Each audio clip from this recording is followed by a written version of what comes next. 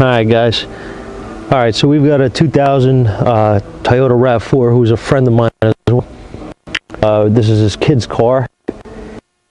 Back and forth to college, and this truck has been SUV has been worked on a number of times for this problem. It's been overheating, and he says back in August, this is November, back in August he had a timing belt, water pump, heater replaced on this vehicle. Okay, now it's overheating constantly. He says he'll drive it for about a half hour and the temperature will go up into the red. It'll boil out. First things first, initial inspections. I want to scan it for codes. I have a current code, engine coolant temperature, circuit malfunction. If I go into freeze frame, which I'm doing this now on the fly, I have not touched this truck except for what I just did here and opened the hood and peeked, and I wanted to just get the camera rolling because this is just, but it really is. God. Alright. Hose loop. Coolant temperature minus 40 degrees. That's interesting. Minus 40 degrees. What in the hell is all this? Intake air minus 40 degrees. What is going on here? Alright, I just want to go into the live right now. This temperature is well, it's cool. It's probably degrees right now. 90 or 100 degrees the temperature in the engine. I want to see what we're at. If this thing was any slower, it's like watching molasses. All right. Temperature. All right, coolant temperature showing correct. That's interesting. Where's the intake air temp? Intake air temp is correct. Huh. Let me show you what I see outside under the hood, guys. This is something I don't like. This is a new radiator. Doesn't look new to me. It says timing belt, water pump, and all the belts are new. Maybe, don't know. Can't really see if anything was taken apart here. What I do see is the radiator doesn't look new, which bugs me, and I see this. See that? Look at that. Look at that.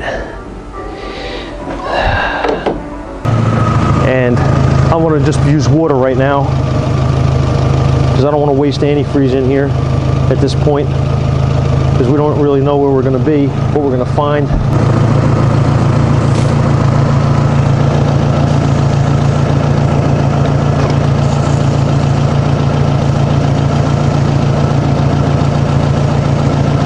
And either way, this thing needs to be flushed, so it doesn't really make a difference if I find anything here. If it's just low on coolant or air or whatever the case is here, this thing is absolutely going to have to be flushed at the very minimum. 3 months. They put this in 3 months ago. Pump, radiator, right? And what it looks like to me is they threw stop leak in this thing, and that was pretty much what they did. That's how it looks to me. They took them for $900 and did nothing. That's what I think. But what do I know? I'm just a bum mechanic. Unbelievable. It's the good guys that always get screwed, people. It's the good guys that always get screwed. What I'm going to do is I'm going to get the Autel and I'm going to monitor my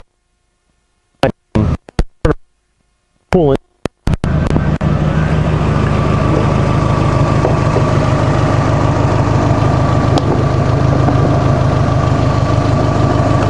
See if I can put you guys right there. I don't know how good of a view that is, but hopefully you can see it. Got a glare from the light. Let me take that off there.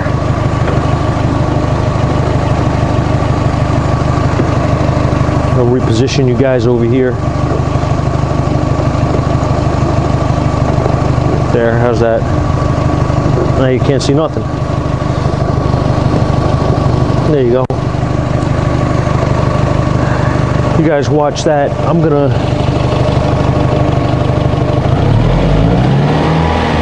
bring up the RPM in here a little.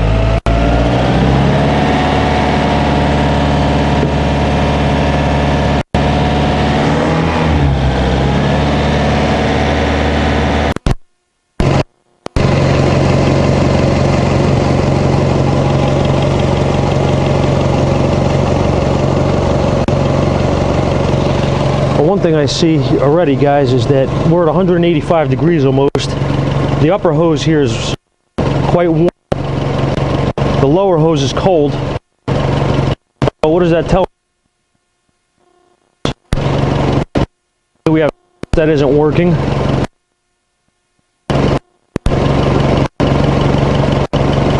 Thermostat should just about be. I want to see if this, I want to let it run a few more minutes. I want to see if this lower hose starts to warm up. I can just about get my hand on it on this thing. It's tight.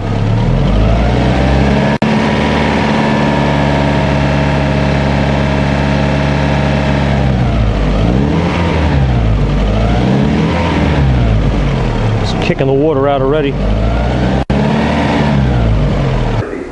All right, guys.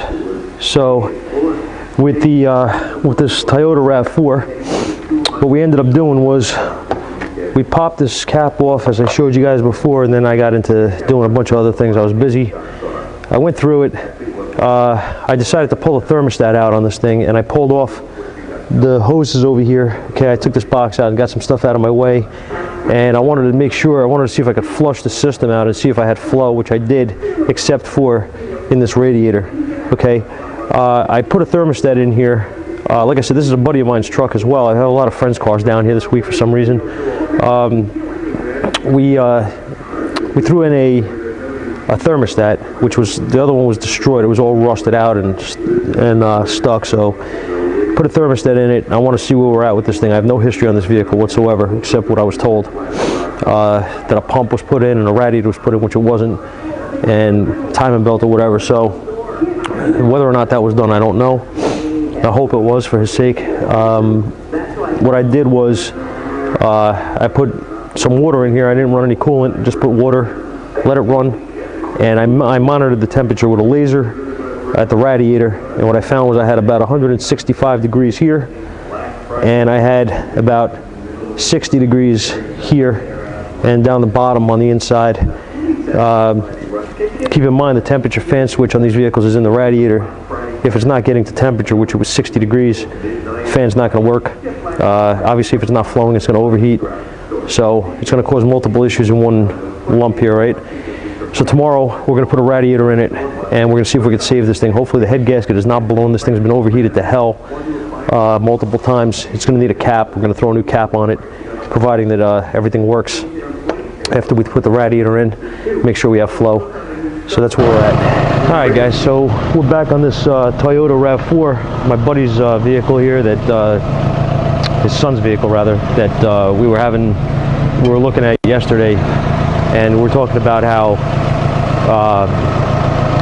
somebody put a water pump in it and radiator and all this stuff or whatever, and obviously the radiator was original, was never replaced. The thermostat in here was destroyed. You can see the shape of the thermostat that came out of this thing. Hopefully you can see that. So this stuff was not done on the vehicle. We wanted to check. We were concerned here with a blown head gasket due to the fact that it's overheated multiple times on long trips, and you know, this work was done to it, and it was overheating consistently after that as well. Nothing was rectified. Supposedly, again, this work was done. I can't confirm that. I don't, you know, I know for a fact the radiator was not replaced. Whether the timing belt and pump was done, I don't know. I didn't take the cover off, so I can't really tell you. So, you know, actually, you know what? The pump was changed. I'm sorry. I'm looking down in the, I just thought of it. I can actually catch a glimpse of the pump. it was changed. So they did put a water pump in here, which is good news for him. At least he didn't spend all that money for nothing. The cooling system, however, was not. It was absolutely disgusting. It was a complete wreck. We flushed everything out yesterday. We took the hoses, all the lines off, flushed it all out, and I did find a lot of stop leak in the system. And I also found that the heater core is not flowing 100% due to that. Probably, most likely, it's due to the stop leak that was installed in here. Don't like that stuff for that reason. So what I did was I got my temperature gun, and I was checking around I was checking around for the radiator and the hoses and stuff to see a differential in temperature. And what I found was, I had done this yesterday on video, but the audio didn't come out. I'm hoping it does. That would be nice. What I found was I had 140 degrees or so when I measured at the upper hose here. And when I went to measure down at the, let me see if I can get you a better view somehow. Let's see. What I did was I went down here and took my measurement at the radiator, and even now this thing, I just started it up, but yesterday this radiator was never over 60 degrees no matter where I measured it. So what we did was I talked to my friend. I said, look, I says, I don't know 100% if this gasket is good or not. I'm thinking right now it is. I did a chemical test on it. It did not prove anything out at that point, so I didn't see any absolute proof of damage to a head gasket, but that's not always 100% either. So I said, you want to take a shot here? I said, I know for a fact we have a bad thermostat in this vehicle. We have a bad radiator. We could change them, and they're not terribly expensive, so we could hope for the best. I mean, that's where we're at. We have to start from the things we know are broke. So that's what we did. We put a radiator and a thermostat in it, and we now have flow. When I measure this radiator with my temperature gun, once it's up, I did have it up to temperature already, obviously, waiting to be picked up. I had this thing running. My fan cycled. Obviously, my temperature, I checked with the heat with the gun, and it is correct. It's getting up it's measuring on the gun about 185, 195 degrees on the radiator when the fans come on, in that range. So we have good flow. Our heat in this thing is not great. It does blow warm after it warms up for a while, but the heater core is not flowing as it should. Like I said, it has some flow but not good flow. So that's where we're at with that. It's going to need the heater core if he wants to get the heat up to where it should be. Now I want to take you and show you something else. Take a look over here. Here's the old radiator. Okay. Now,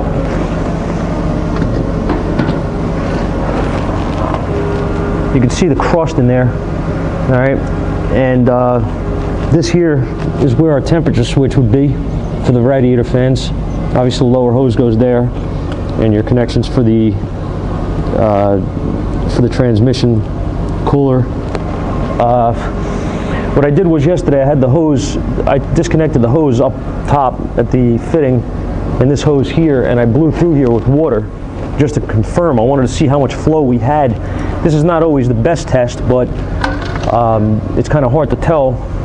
But you'll see on here, you'll see when I do this now with this out of the truck, you'll see that the flow out here with this water hose is not real good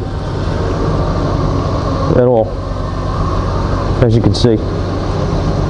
Okay, I got just drips out of it basically. That is not flowing well, and I have a lot of pressure going through here with the garden hose. It's I should be getting much better flow than that out of here. I mean, I can't really simulate exactly the way the pump would be flowing, but I'm assuming roughly around there. Maybe like there. That's not a ton of pressure, but it's enough. If I hit it, I mean, you can see it comes out, but it's not coming out well. There's no flow. So that is a bad radiator.